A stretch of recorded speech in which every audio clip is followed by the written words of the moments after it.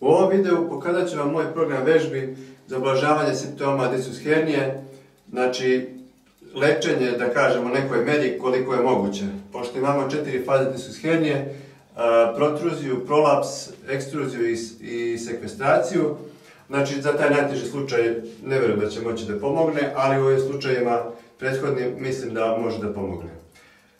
Da se ogradim prvo da sam ja prosvetni radnik, da nisam doktor, ali imam izvesno iskustvo u lečenju svoga tela i malo sam pomagao i drugima ranije.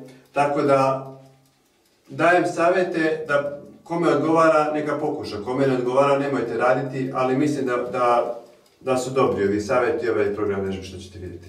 Kao prvo,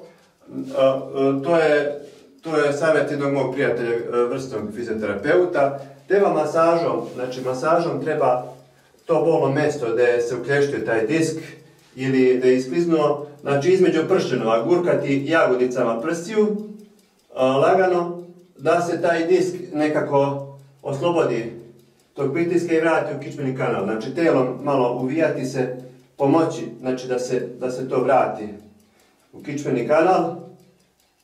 To se isto radi i u vratnom delu, isto tako između pršenova, lagano, malo tako se uvijamo i to može da pomogne u dobroj mjeri. To je prvi savjet. Drugi savjet je treba ojačati trbušne i leđne mišiće, jer da su oni bili dovoljno jaki, taj disk se ne bi pomerio, uklještio. Znači, prvo da pokažem vežbu za jačanje leđnih mišića. Jedna lagana vežba, nije mnogo teška. Legnemo na pod i u isto vrijeme dižemo i noge i ruke.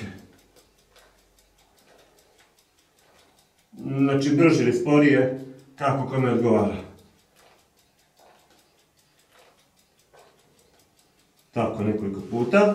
Onda ide vežba za trbušne mišiće. Ovu vežbu je bolje raditi na krevetu, zato što je manje opterećenje za kičmu, mekši je krevet, ali ja ću sad pokazati ovdje da restimo na krevetu. Znači, iz ležećeg položaja u sedeći, sa podignutim rukama. Držimo, znači, kolena zategnuta, ispredna, to jest, i to je to. Zato što su leđni i trbušni mišići povezani. A sad ćemo da vidimo treći savjet. I stigli smo do dekompresije kičme, znači da se istegnemo na vratilu i da se pršenovi malo razmaknu, da se rasterete i da se taj disk koji je bio pod pritiskom, znači lakše vrati u kičmeni kanal, ali ne sme dugo da se visi, pošto su mi se neki javili da su ih zabolele ruke, ne znam, lopatice, znači samo nekoliko sekundi koliko vam odgovara. Evo imam dve vežbe, znači popenjem se preko nekog panjića ili preko nekih stolica i obavezno koristim rukavice da me manje bole prsti i dlanovi. I šta? Idem, prvo u početku samo stojim ovako, istežem se, to je početna vežba, znači ne smije da bude uvijanja. To je za početak, u prvoj fazi. Poslije, za neki dan posle, idemo malo lagano ovako njihanje.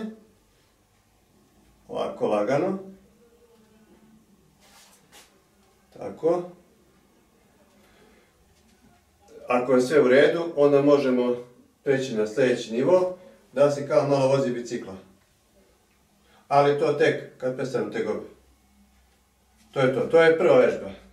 A druga vežba je da se istežemo i radimo polučučnjeve u vazduhu. Znači, to.